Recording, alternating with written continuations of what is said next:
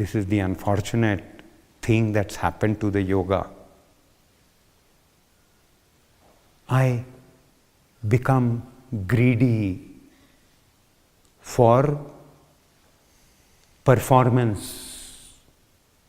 If I'm not showing or wanting to practice so I can show it off to others, I'm doing it for myself.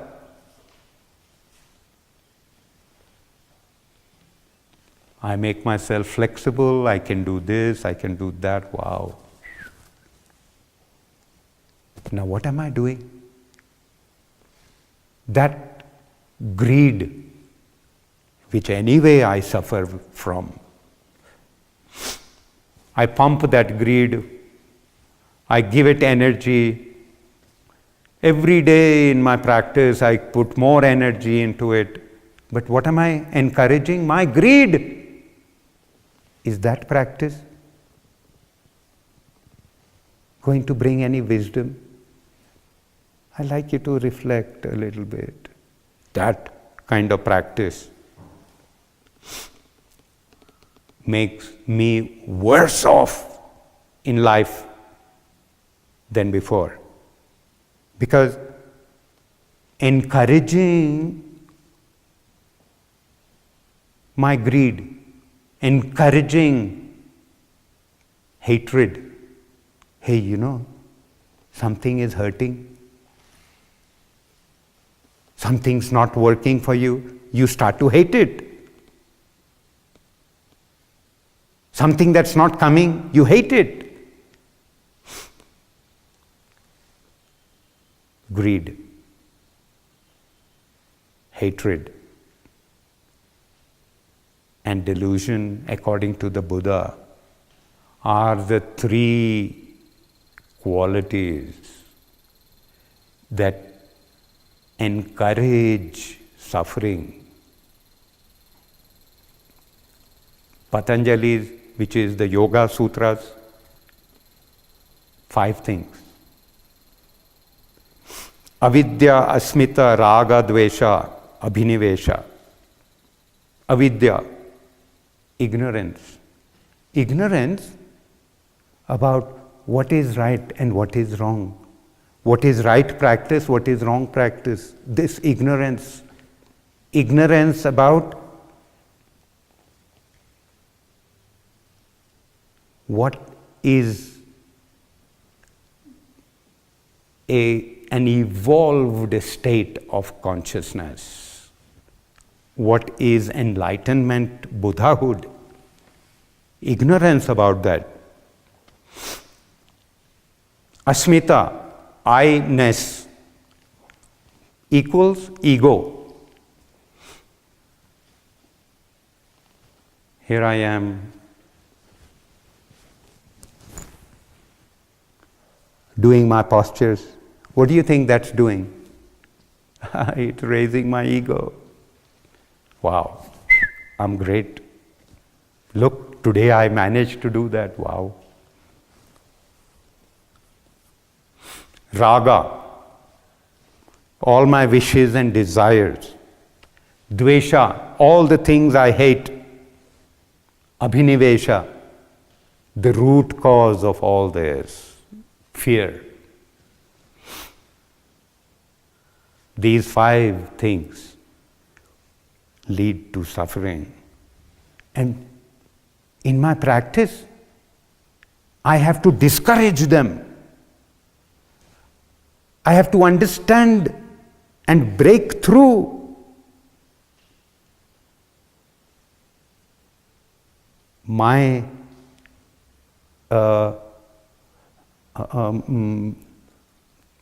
smallness of consciousness and widen its horizon to understand, oh, there is something more than this mindset that I live in, like a frog in a well, thinking this is it. I need to get out of myself. I need to explore.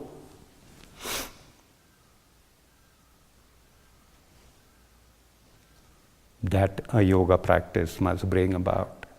Otherwise, we continue to live in our little well, thinking this is it. It's not that there is nothing, that there is not everything there that a frog needs in the well. That's not it. But living that like that, day in, day out, day in, day out, does not widen my consciousness. That doing that, how? How? That practice we want to do. How to do that? How do I know there is something which is different? How do I know that? That the practice should bring. Please, on a daily basis, I repeat daily, one day I don't practice, my greed, my desire, my wishes, all my fears, they become big again. Take over.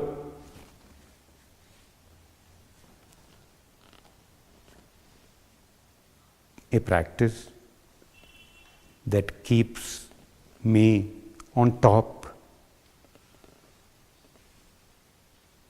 rather than drowned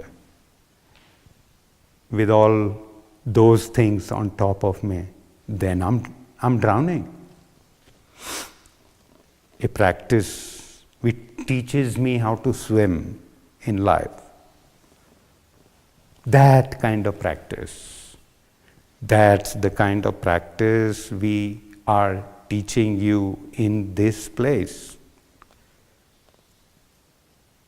A practice which gives you the experience of how to be silent.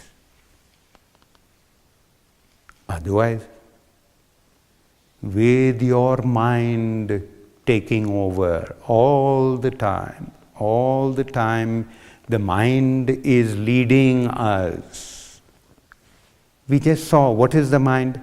Avidya, asmita, raga, dvesha, abhinivesha. All my fear, all my greed, etc. That's leading our life.